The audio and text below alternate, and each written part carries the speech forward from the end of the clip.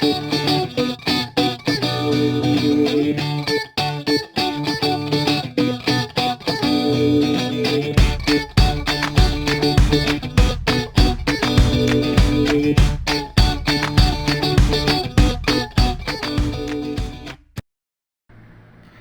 this is Alper from BASSG.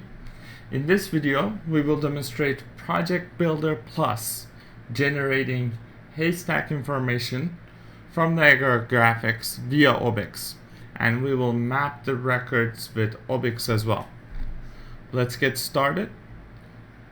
Inside Tridium, what we have is we have a bunch of graphics that basically has the haystack information within itself, and we'll go into that. There's a project running already under this. We'll scroll down to the graphic really quick. We have a page component and we have a graphic component. So in this, what we have is we have the widgets, and inside the widgets we have the markers. So you have the set of markers in each item. So you have the marker in a damper, and you can add and extend these markers as you wish. So you can go marker, and if this is outside air damper, then you should just go and click on O and it will give you the outside air damper. Okay. So if this is a mixed damper, all you would have to do is select it here and select there, and we'll just add mixed damper. If you have multiple graphics and they're relativized, it works in our system as well. So it just makes it a lot simpler to create multiple of them. And we have one intentional thing, is that in the return temperature, and you see that return temp is here, we are intentionally leaving the history extension within itself, just to depict the lint tool that we have generated. And as you can see, inside this list there's return temp, but under the return temp there's no history extension. Also inside the extensions, as we all know, in Niagara history extensions, you have to have a history extension, as well as it creates these under a separate path. So in order to avoid the issue of finding those in the history paths, we have written a history path capturer, which lists all the points here, and you can hit mass capture to basically generate all the paths in here. This basically simplifies a whole lot on generating these paths under the point, so you combine them together. Now we are ready to go into Project Builder Plus to import, and we will demonstrate this haystack import px. We'll just go into sites and we'll go to Austin headquarters, and we'll give it a site name. And now we have to enter an OBX connection. That's the only thing that we have to enter. We'll go in here and say this is localhost, and it's running on port 9999. We'll enter a username and a password, and we'll double click and it will connect. So once this is done, you go to Tools, Import from Niagara, and we'll hit Load from Niagara. And now it has basically found 10 air handling units. But as you can see, there is a lint tool built into it. And the lint tool is basically warning us that the slot return temp and the markers are missing obixes. So this basically simplifies our process to basically generate these, and we definitely want to have our history within itself. And you can see the ORD, the parent ORD is located under AHU1. The ORD display template is basically simplifying us. So if I do 1 and we clear the templates and we just do, we move this up, and if I load from Niagara, you can see that the page name is the component name, because it's reading the parent name. And if we move the second one up, it's gonna read the ORD name from the other menu, basically two parent folders. So illustrate that, if we basically scroll down, we're gonna close this up really quick. If we scroll down to here, our page component is here. It's reading that as itself, and 2 parent folders is basically the AHU1. Okay. So from here, what we will be doing is we will fix 2 items, and one of them is that AHU1 had 1 PX graphic, and we know that from the PX names.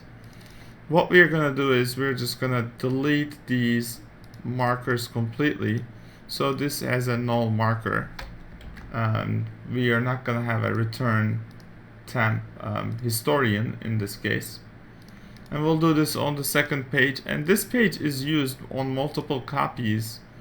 And I will show you that in a second, where we got that. So basically, once you have a widget with a marker in it, it basically it's allowed to import those. If it doesn't have any markers, then it will not load anything. So if you do loads, you can see we have 7 points, and we don't have any lint errors. I can select them all. If you had multiple sites within the system, those sites would be listed right here, and we'll just say import the PB plus, and this basically generated 10 the total of 70 points automatically. We can go into manage record 3 SCP, and we can go basically now we have HU 1 through 9, and underneath it we have all these different widgets. Okay. So from here, what we have is we have all these different markers already within the system, and we have the AHUs. So the AHUs would get an AHU marker, and the points for the AHU, let's go ahead and add the nav name functionality. So in order to do that, we need to add nav name and nav macro. And to the points, we basically need to attach the nav name and nav macro as well. In the next releases, we are going to generate the nav macro automatically based on the markers. That way, all your nav macros are consistent within the application. And if we go to the nav name and the macro, we have a sample template in here. We can basically just copy the nav macro from all of these. And this needs actually, this equip is missing the AHU tag. You can add that from the standard toolbar. And the nav macro, we can just click on it. This opens up the multiple editor, and we'll add this to the nav macro. That will update the nav macro in mass. And for the points, let's copy the nav macro from here. We can just cancel that. and hit enter. And we'll just need to update to this macro.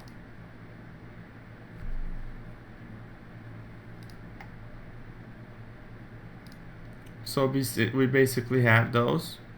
And for the equip numbers, there's an easier way to add the equip num, but what we will do is we'll just have to enter the nav names really quickly. So we basically have 9, 8. And we will be adding a feature very soon to automate this one as well.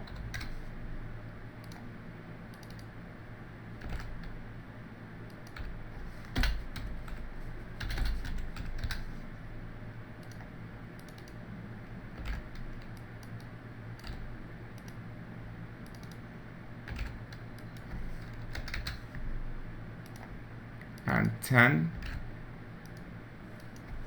7, 3,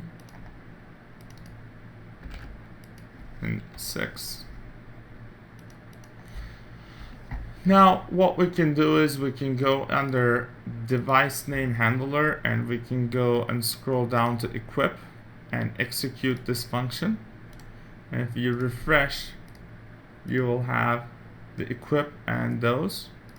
And if you go to the point and execute this, because we don't have any nav names assigned, it's gonna come all blank. But if we go into here to the query builder, so if we do get children, and if we basically sort these into one, so this one would be this one has the let's do the get children again. Get children to multiple points. We can do this actually. So you can clear this completely, and we can type just damper, and this will basically show all the damper points. And we can scroll around, and this one is basically outside damper is already only on one, and this one has the mixed damper, and the rest of them are just dampers. So we can just double click on this, and this would be like mixed damper.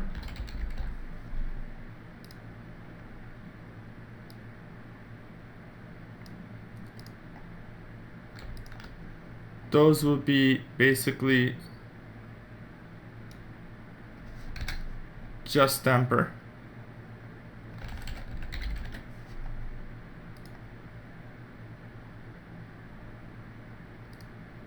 And the ones that are missing here, this one would be outside damper.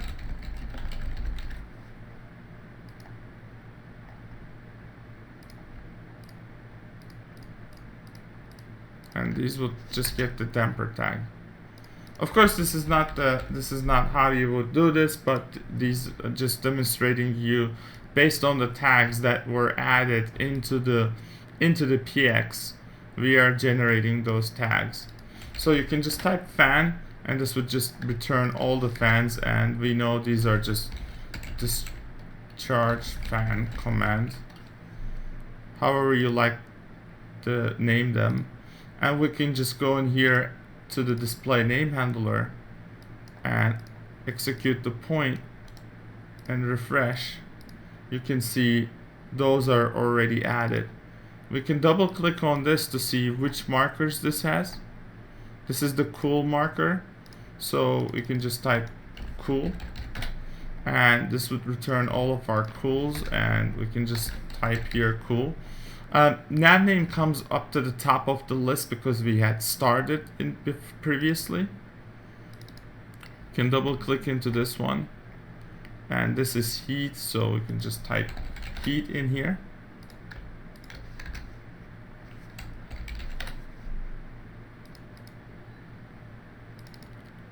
And this one is and this is basically supply sensor, discharge temp, and sensor.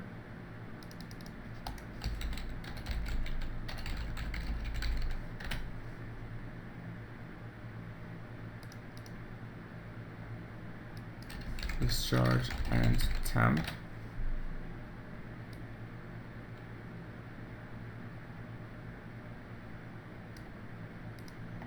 And you can see these are basically missing tags.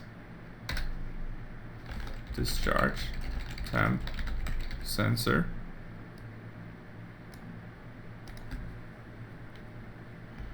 And we can run the display name handler to change the point yet again. And we basically have all of our parts within the system. This one is the damper and damper point.